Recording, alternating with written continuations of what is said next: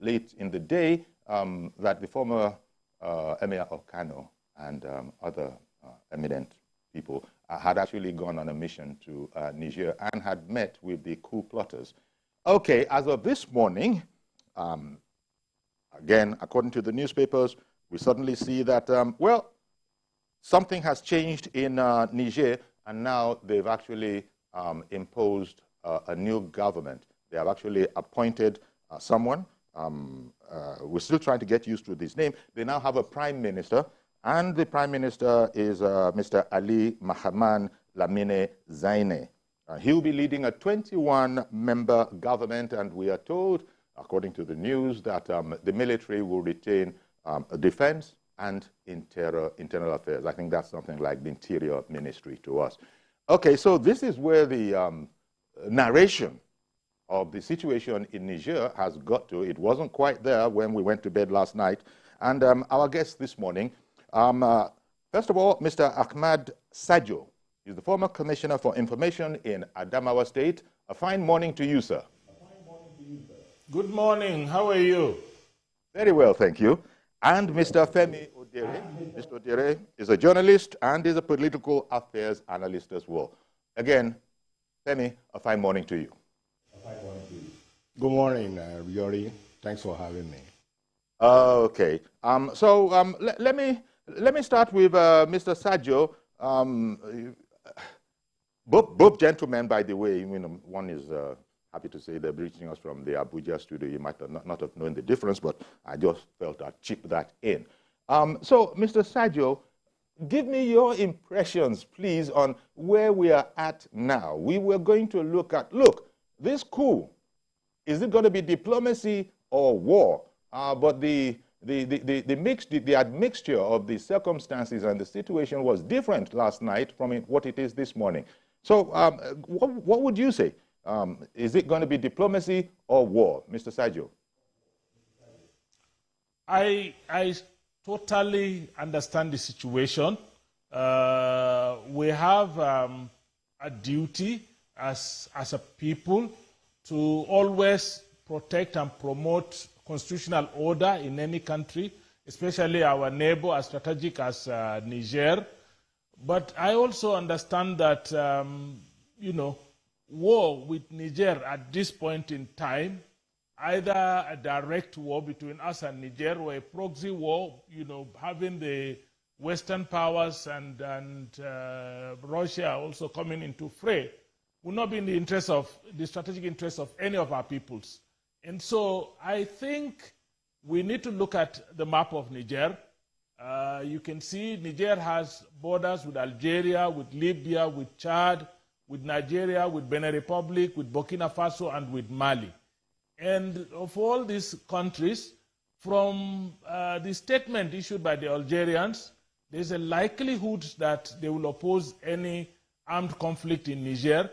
Mali and Burkina Faso had already said they would join on the side of Niger, and that makes it a bit difficult, and nobody knows where Chad stands in this matter. The president of Chad was in Niger, but nobody knows where he stands on this matter. So we may decide to go into war and realize that we are, fighting ourselves as Africans. And I think the strategic interest of Nigeria as a country is to promote Pan-Africanism.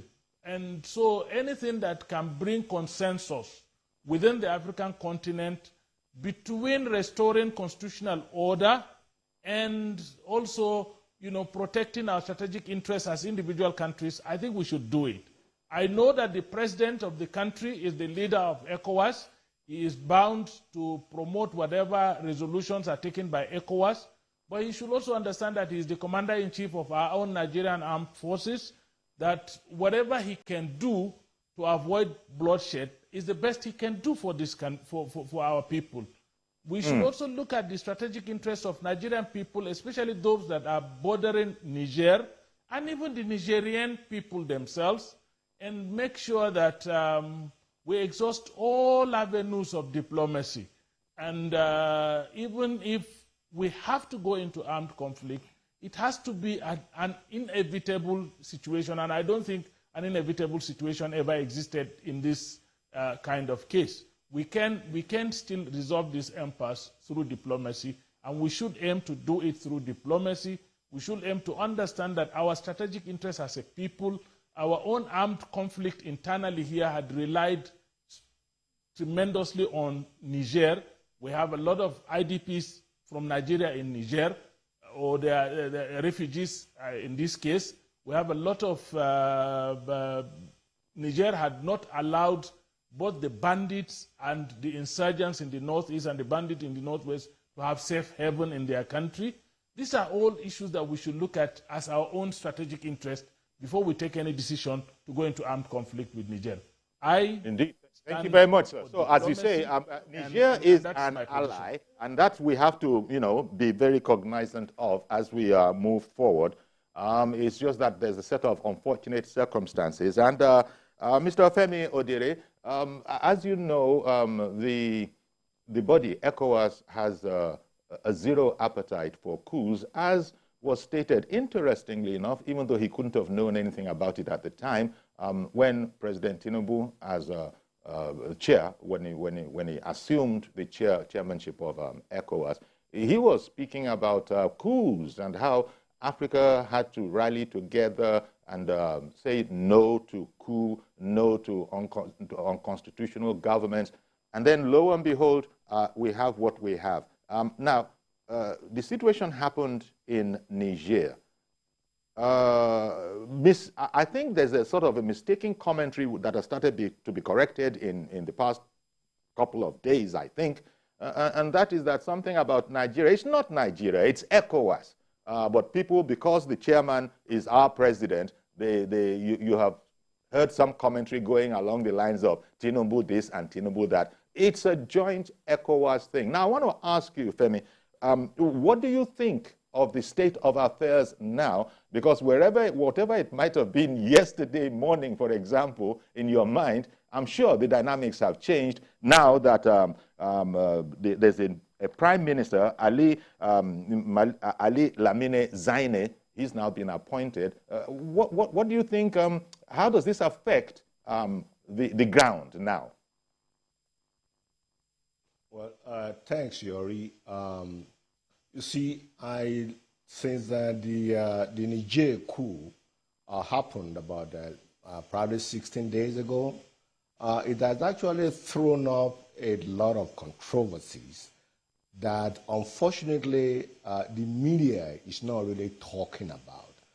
And the way I look at it, I have about probably 5 to 6 components of this controversy. But unfortunately, only one of these 5 to 6 components is being discussed, and for some very unfortunate, if not ulterior motive. And one, if I have to summarize the 5 or 6 components, I would say the first one that is being talked about, unfortunately, is what I describe as trying to give a dog a bad name in order to hang it.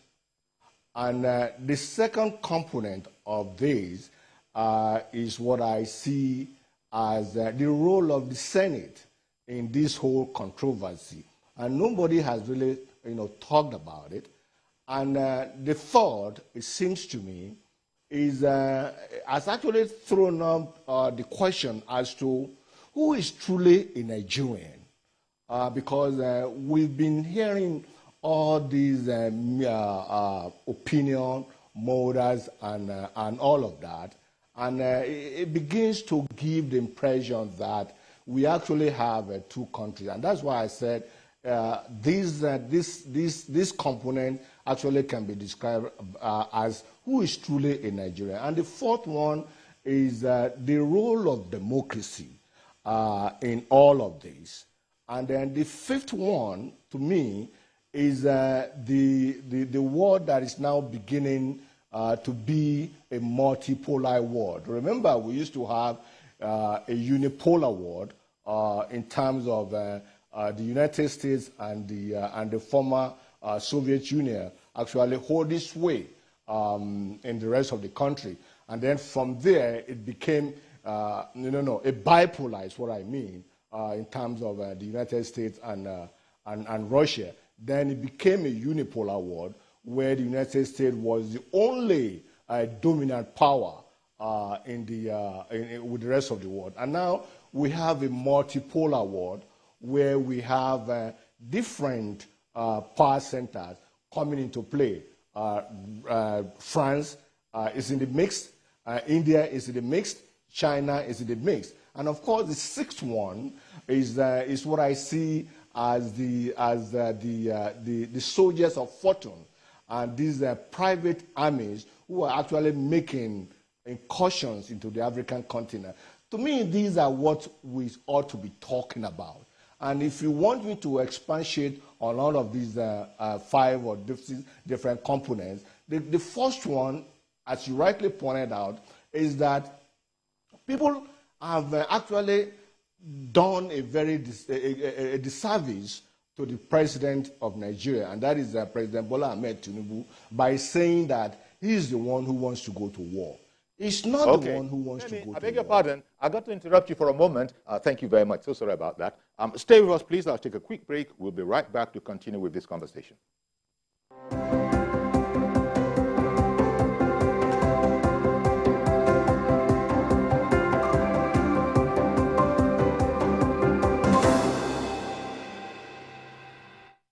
Dark marks, I've tried everything. Nivea Lumina 630 works from day one with visible results in just 2 weeks and 71% dark marks reduction in 12. Join the 1 million women already using Lumina 630 from Nivea. Oh, you can reach the stars, anything your heart believes. Oh, just here's to the Order Defiers. To those who break through the limits. To those who always go for it.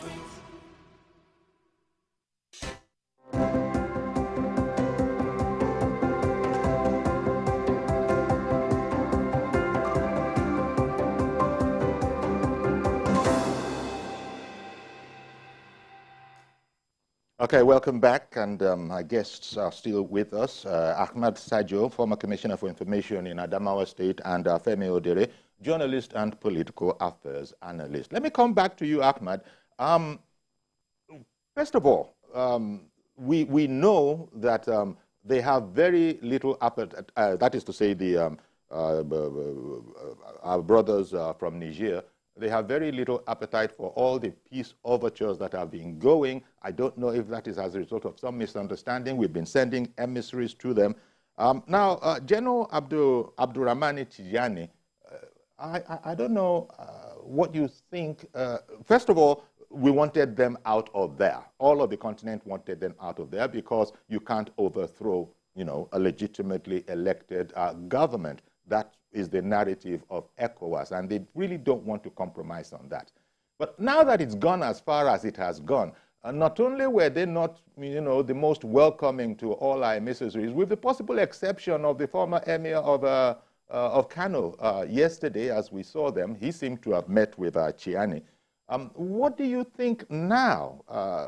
Now that they've said, okay, there's a civilian in charge now. In fact, we, the army, we've taken ourselves out of it, apart from the Ministry of Defense and the Ministry of the Interior.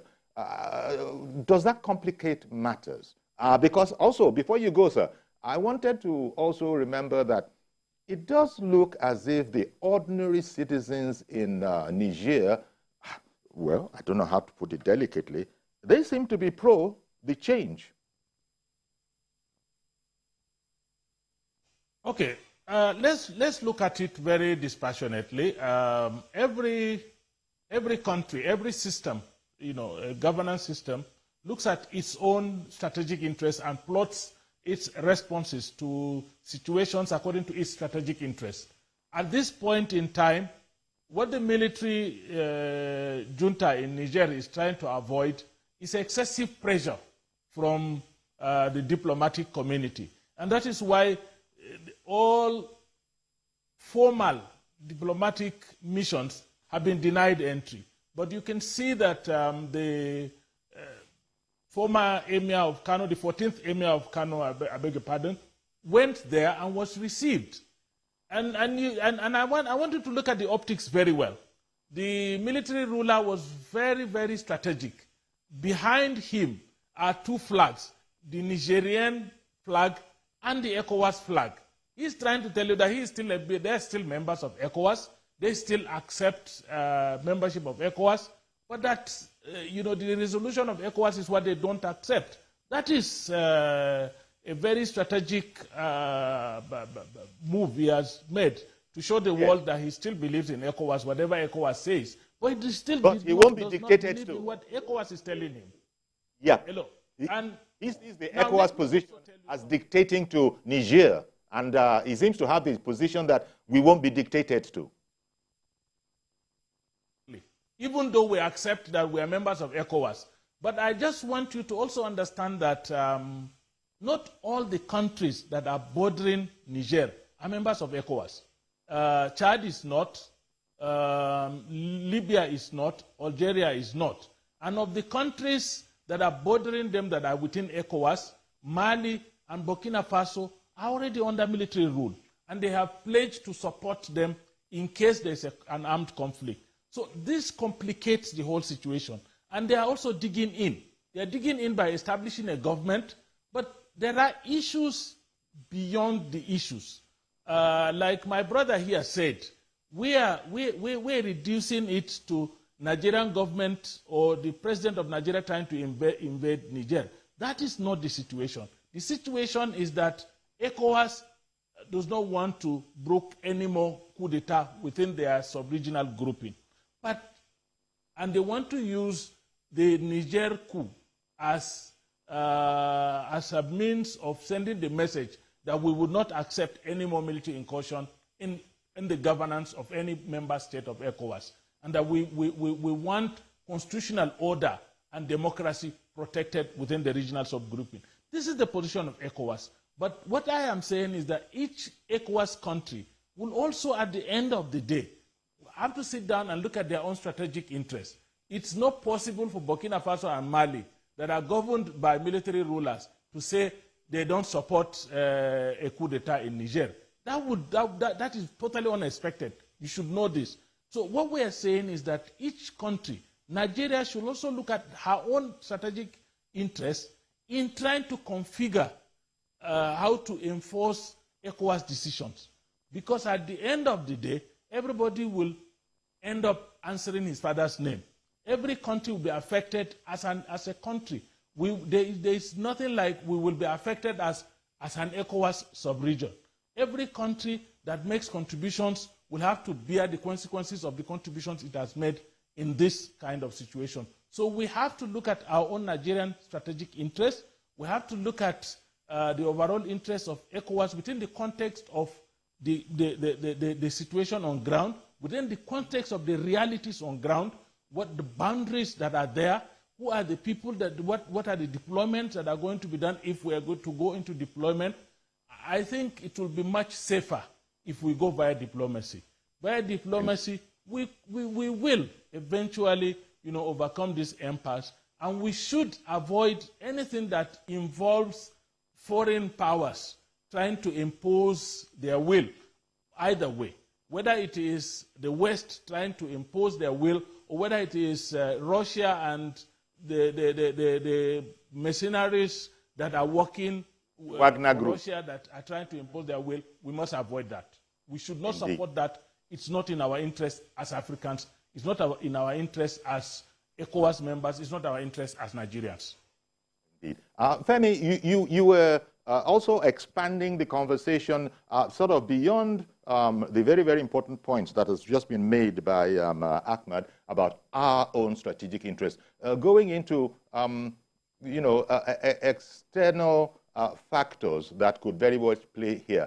It was, I think, this week or maybe late last week that the Secretary of State in the U.S. was actually warning that, in his opinion, in their opinion in America, the Wagner Group was actually seeking to take advantage of this situation. Yeah, we know the closeness of Wagner Group to Russia. We know that Russia is looking for influence. Then there's France, there's the UK, there's the US. All of these people, let the truth be told, it doesn't matter what they say. They have their eyes on the uranium of Niger. That is the wisdom a lot of people are holding. And so actually that is affecting how people are responding to some of the things that are coming out of there. But how serious, for instance, we hear that the Wagner Group has been, they've sent 1,500, what should I call them? Mercenaries.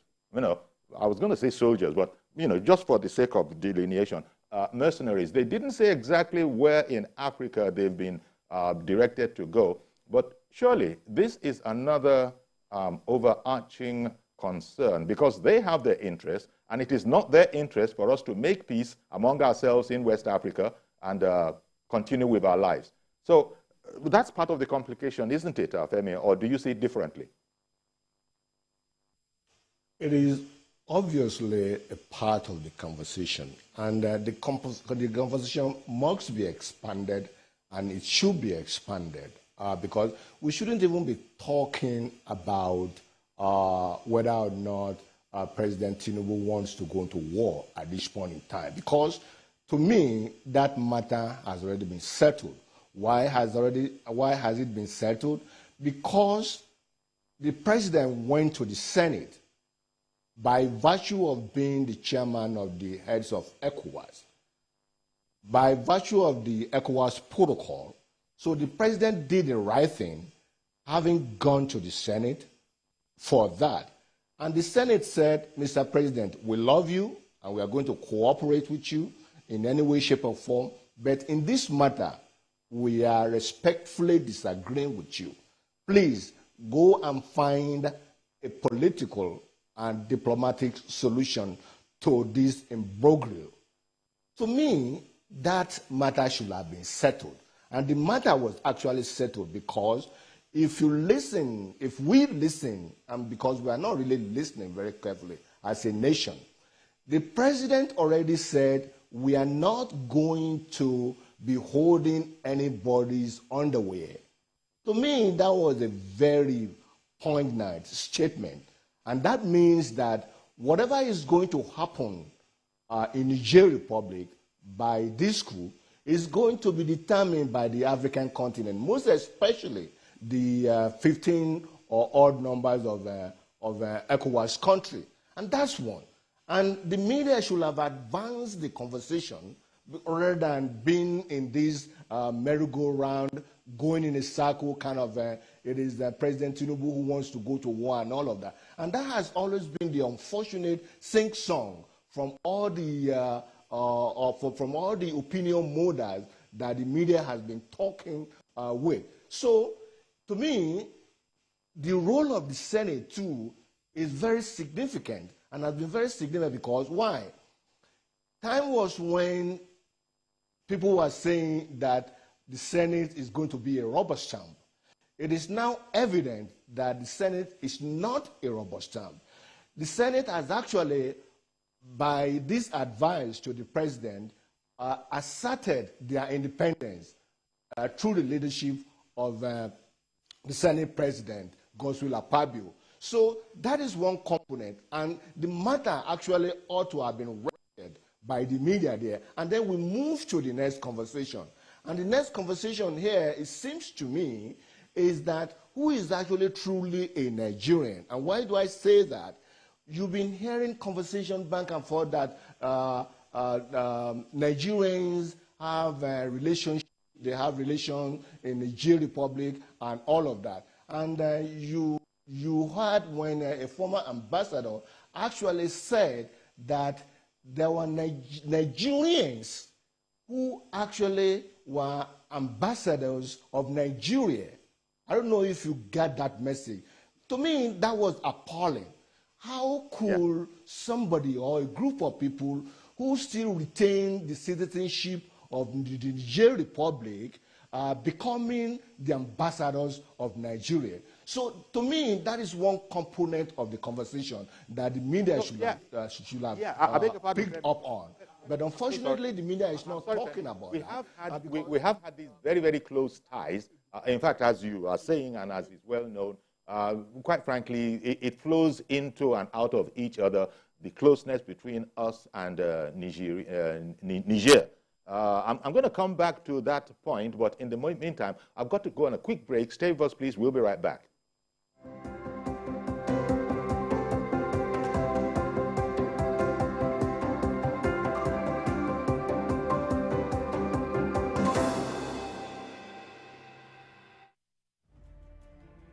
Politics is defined as getting what, where, when, and how. But in the mix, many things come to play to shape the political fortune of any country. Honorable Minister, that's how you misinform the public. From the political actors to the electorate, campaign to voting, from debates to policy decisions, big events happen to engage us in constant conversation. That's what we're looking for. Not some people who are talking about ethnicity. No. Who is on your mind? Don't worry. Join me every day on Politics Tonight, where we dissect issues that shape our political destiny. Politics Tonight, weekdays on TVC News. The TVC News at 7 and the TVC News at 10 are not like any other news broadcast. It's the big news hour, the hour for the big breaking stories. We've got some of the best reporters on the field, taking you through as it happens. It's fast-paced, hard-hitting, with investigations that matter. bringing in news that affects your life. With sport, entertainment, and business news, so you don't miss a thing. Experience resourceful coverage with that Every night.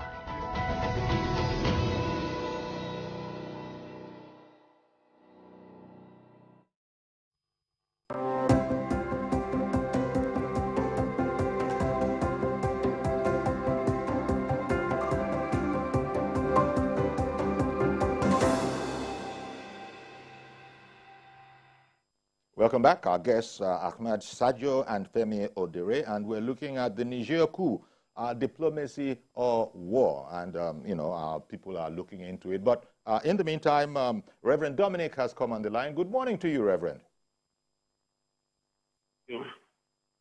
Oh well, I thought Reverend Dominic was there, but clearly not. Yes, I'm here. Hello, can I come in?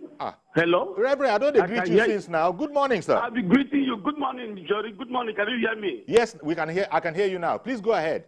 Please, I have a question to ask. Sure. Why is it when there was a queue in Mali? Can you hear me? That there's a feedback. Can I go on? Yes. Why is there a what? Why is that when there was queue in Mali and Burkina Faso? Okay. The response we are getting now from ECOWAS was maybe silent than what it's supposed to be. When there was queue in Mali, troop in Mali, and Burkina Faso, why is the response of ECOWAS is different than what we are having when it's in Niger Republic, when it's in a backyard wall, and it's the time our own president is the head of ECOWAS? Knowing the strategic importance of Niger Republic to us, as we are fighting these insurgents, Burkina Faso is to us a buffer zone. You know there's this interest of ISIS there, and the Boko Haram is somewhere at backyard there. If we go to push this thing further, the Niger Republic nation will not look at it as ECOWAS. They will look at it as Nigeria fighting them. Of course, Nigeria is the giant here. If ECOWAS will spend 10 naira in this war, Nigeria will spend 9 naira, both the military and anyhow. So what I'm trying to say, thank God for Mr. President is a listening president. They have listened to the Senate. We're not going to war. The way they have closed the eyes in Mali and Burkina Faso, let that issue also be in the Niger Republic.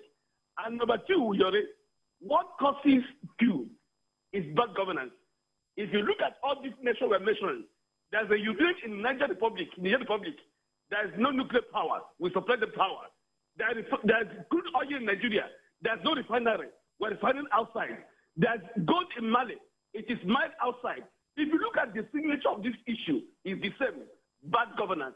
As long as the bad governance in this area, people will come in to upturn governance, democracy. The best form of government is democracy, no matter how bad it is. But as long as human beings are the ones feeling the brunt of it, there are people who is dancing in Niger. Most of them did not pass primary six. What they need good governance, and how it can come, they don't mind, whether it's democracy or military. So my advice as a pastor, that President Tinubu should see how to make Nigeria governable, so we can be the giant of Africa with good governance. Because what? Okay. Well, so thank you very much for calling in, Reverend. Ahmad, let me come to you, because talking about the options of, you've already said, and I think it is generally believed that no African really wants war. No West African, no African really wants war.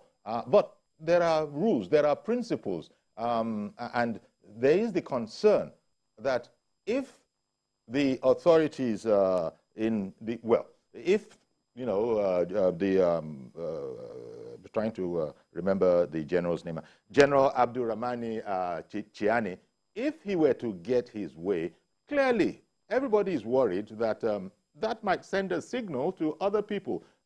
Zero tolerance is zero tolerance. It can't be 2% tolerance. And but I wanted to sort of wind this question onto the northern part of Nigeria and comments that have already been made about our closeness to Niger. Did I say Nigeria? I wanted to say Niger. Our closeness to Niger.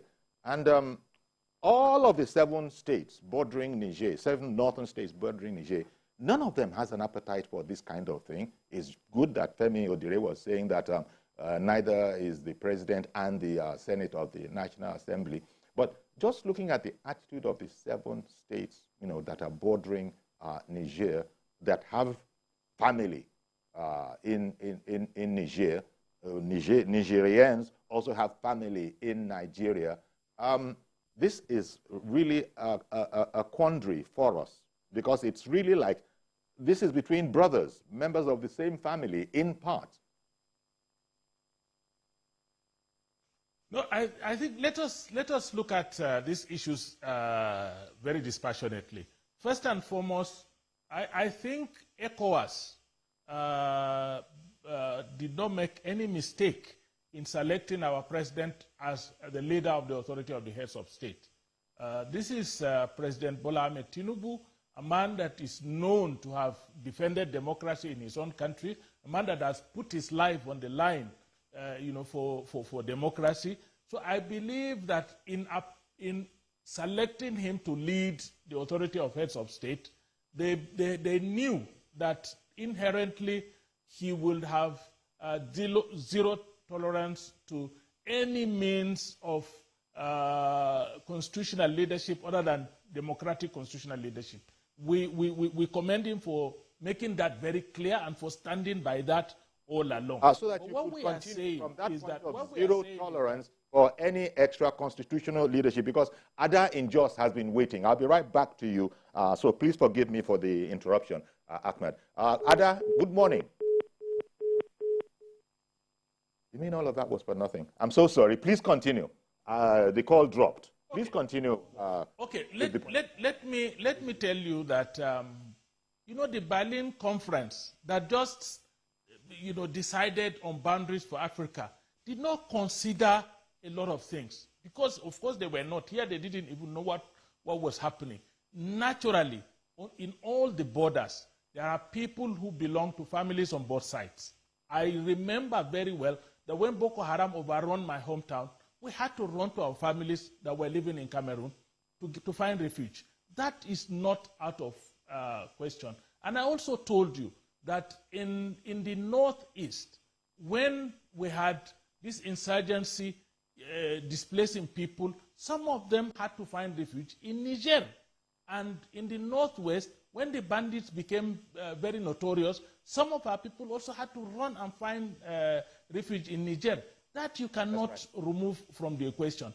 But I think it is pedestrian to begin to change the conversation within the context of our often, looking at issues from our fault lines of region, religion, and ethnicity. I think it's not a regional matter. It's not a matter that, puts people into beginning to decide whether they pay allegiance to Niger or to Nigeria. What we are saying is that our strategic interest as a country, the strategic interest of our people living within the borders of Nigeria and Niger in those 7 states should be taken into consideration in whatever decision we take with respect to restoring constitutional order in Niger. That is not okay. asking At this for too stage, much. let me bring in That Ada, who has now come back. I beg your pardon. At this stage, let me bring Ada, who has actually kindly got back in. Good morning to you, Ada. No, I mean, you got to be kidding me. Just as I was putting Ada on, we lost her again. Well, okay, we're going to continue the conversation in here. So sorry about that, Ada. Twice you tried, and for some reason, you know, it didn't quite work out. I don't know. Okay, if you do call in a 3rd time, Ada, I'll be obliged to interrupt whatever is going on and give you your say. Femi, just as was being said there, you have also said that, look, there might have been a misunderstanding. Okay, Ada has come in. Hello. 3rd time lucky. Hello. 3rd time lucky. Good morning to you, Ada. Yori, good morning. It's Ada calling from Jos Plateau State. Good morning to your guest. Thank you. Go ahead, please. The main fact that the people gave a listening ear to Emir Sanusi, that will show you that their problem is the way ECOWAS behaved, you know? ECOWAS well, he's now Khalifa Sanusi. Khalifa Sanusi, the 14th Emir of Kano. Yes, Emir of Kano, that's what I'm saying now. But the main fact that the Kutis gave him a listening ear, that means that they were not happy with the way ECOWAS went about it. ECOWAS was really in a hurry. Even the sanctions is both ways. Even Nigerians say they are feeling the heat. Now look at the trucks all trapped over there, you know. So what I'm trying to say here is that I thank the Senate for, you know, taking that position of not, I mean, advising Mr. President, I mean, our president, who is the chairman of the ECOWAS, you know, appropriately. You know, so I don't think war should not even be any option at all. We shouldn't allow these Western countries to come in, you know. So all I'm trying to say here is that we should take a lesson from what is happening. Okay. The important thing, the bottom line is that there should be good governance, you know. So what is happening there can happen anywhere. So we're not praying for it here, but let there be good governance. All the time, let's not do it of Nigeria. Okay, I get better. Thank you very much, Ada, and also thank you for your persistence till you finally got in. Femi, back to you then. Governance, as Ada has been saying, is at the foot of everything. People want good governance, and they must have decided in their own way that that is not what they were getting, and so they've gone this way, they have gone. But it must be constitutional, and this is not constitutional, is part of the problem that we're facing. Now, the fact that they've already appointed, the picture I saw of him this morning, talking about the Prime Minister, as he's been named, Ali Mahaman Lamine Zaine, he was wearing a suit, so I'm just going to be assuming he's a civilian. All the other active coupists, they were in uniform. Now that we have that, and you know, I think ECOWAS' position, the position of ECOWAS was that there should be a reinstatement of Mr. Mohamed Bazoum as the duly elected, leader in Niger. And I also brought up the matter about, for whatever it is worth, there seems to be a welcoming for this by all news reports. There seem to be people going on the street and demonstrating in support of this coup, which just doesn't fit into the classical mode that ECOWAS is pursuing, which is democracy, votes, and then we shall know the leader. So what Mr. The gentleman, the Prime Minister, as he's been named, Ali Mahaman Lamine Zaine now, I don't know. Quite frankly, I'm a bit confused by the whole thing now. Because, okay, take it from the point of view of ECOWAS was reading the Riot Act to the coupists, you must reinstate, Mr. Bazoum. Take it from that point of view. And how optimistic are you that we can get to a mutually satisfying position between ECOWAS on the one hand and the people who who own their own country and who have decided that this is the way they want to go, which we are saying that, guys, no, we're all Democrats here. You can't go that way if you're a Democrat. You see, Yori, in the case of the ousted Bazoum, whether or not it's going to be replaced or whether or not it's going to be in place, rather, is not going to be up to the ECOWAS, and it should be, though. But unfortunately, since the major powers have actually entered into the fray, what is going to happen to Bazoum is going to be pretty much dependent on what either France does or the United States does, because they both have interest. And to some extent, Iran and some other powers like that. That is one component. Let me also now go to what my brother said about strategic interest. You see, Nigeria is never going to have a futuristic, result-oriented, all-encompassing and cohesive strategic interests if you have different power centers within the country not agreeing to what should be our strategic interest. And this has actually been shown in the way some elements within Nigeria are saying, please don't touch Niger Republic. Whatever happens, these are our brothers and sisters. Yes, we all agree they are your brothers and sisters. But what should be the place of Nigeria in this whole thing, as far as that strategic interest is concerned? Nigeria should have a holistic strategic interest that is actually domesticated and functional to Nigerians alone. But when you have all these tendencies saying that the president should do this, the president should not do this, to me, the strategic interest is not going to happen at the end of the day. And that is one of the reasons why Nigeria's foreign policy has been very inefficient, very woolly, and hasn't even done so much to our own so-called strategic interest. So we have to really understand that. And this actually goes back to what I said as to who is actually truly a Nigerian. Where does loyalty lies in terms of what we are now saying in the Niger coup? You see, to me... Well, let me bring in Mr. Mohammed. Mr. Mohammed is in Minna, Niger State. Good morning to you, Mr. Mohammed. Good morning. Please go ahead. Mr. Mohammed, you're on. Please go ahead.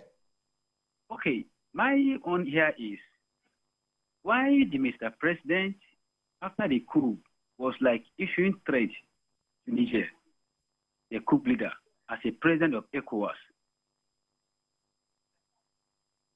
Yeah, can you hear me? Yes, we can hear you. Why will he issue a threat to them?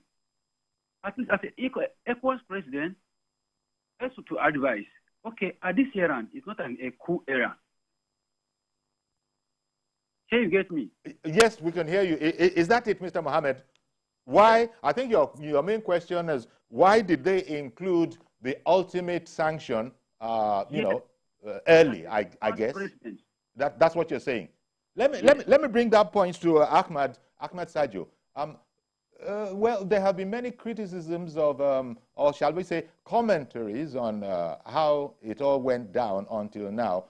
We have heard experts say that they would have wished that we hadn't put all of our ECOWAS cards on the table at once for people to have a view of them. And I think that's the kind of thing that Mohammed, who called out of Niger State, was saying. How do you see it? The matter that they knew that there is the question of the ultimate sanction of force. People have commented that even if that were there, it might not have been put on the table at the time it was put on the table. What do you think? Yeah, I think those who are saying this are of the school of thought that says when you want to negotiate, do not begin with a threat. When you begin with a threat, you create difficulties in negotiations. I think a lot of people hold this as very germane in matters of this nature. But I want to put it very clear that, you know, we have already said, and I listened to the spokesman of the president on Al Jazeera, and he was very clear that diplomacy and negotiation are the key that we're going to use to resolve the impasse, but that no any other option has also been taken off the table. And I agree that when you are negotiating, all options should be on table so that you can at least, you know, the other side knows that these are all the capabilities and these are the options in your hands. But again, you know, some of these options are going to be very difficult, and I said they are going to be very difficult to impose because we're sitting down in ECOWAS with about 3 or so military heads of state sitting down there. And anything you say about the tyranny of a military regime affects them directly. And that is why they are rallying around and saying, look, anything that happens to our brother, we are part of it. You know, because ECOWAS had allowed a coup d'etat to take place in 1, 2, or 3 places within the ECOWAS countries, and nothing was done to say, look, reverse it. So we're reversing it at the 4th or so grade, and now we're, you know, that has also weakened the resolve of the ECOWAS. The only difference in this case, like I said, is that the leader of ECOWAS as of today is a pro-democracy activist, is a believer in constitutional order, in governance, and is somebody who is ready to go the whole hog to defend democracy. And that is just why we're seeing a difference. But there was an ECOWAS leadership, and then the military took over in Mali, the military took over in Burkina Faso, the military took over in, I think, Guinea, and nothing happened. So ECOWAS is like playing a double standard at this point from the point of view of those who watched ECOWAS look the other way around when coups took place in other ECOWAS nations. But be that as it may, I agree totally with my brother here sitting next to me that we must begin to break down the conversation to the real issues. What are the real issues? The real issues are not about an individual, President Bola Ahmed Tinubu trying to impose himself on Niger or on ECOWAS. It's about ECOWAS as a sub-regional group coming together to say, look, this is what we want to happen, and that as our leader, you must push this forward. But we are also saying that President Bola Ahmed Tinubu is the leader of ECOWAS, yes, but he is first and foremost the president of the Federal Republic of Nigeria before becoming the leader of ECOWAS.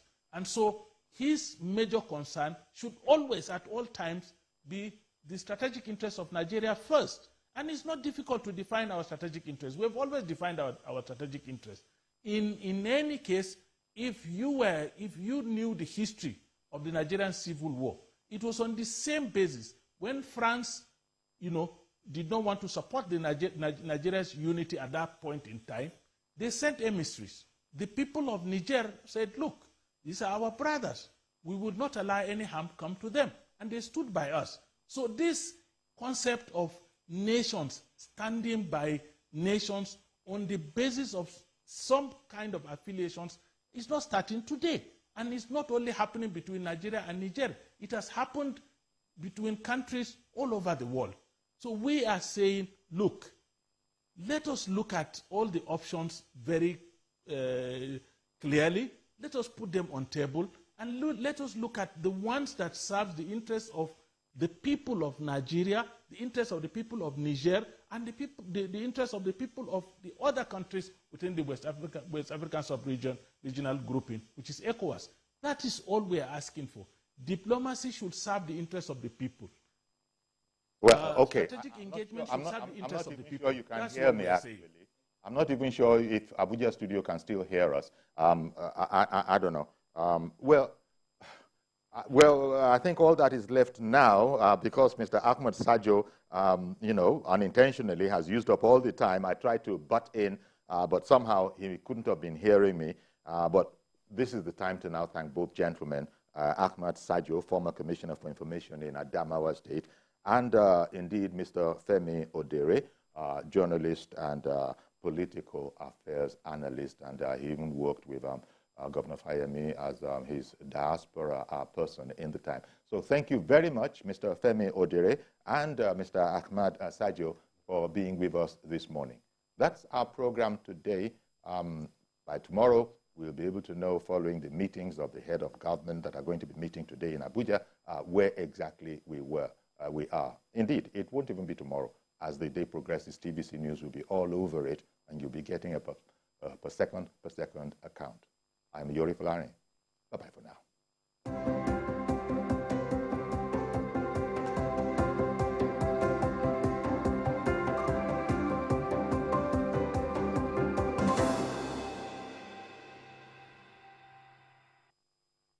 Following is a paid presentation by ShopX TV. Are you worried about the safety and security of your home at night? Do you wish to know when intruders come close to your home? Or do you want to protect what matters to your family from anywhere at any time? What if there was a convenient, affordable way to keep surveillance in your home without having to worry about wires, installations, or heavy light bills?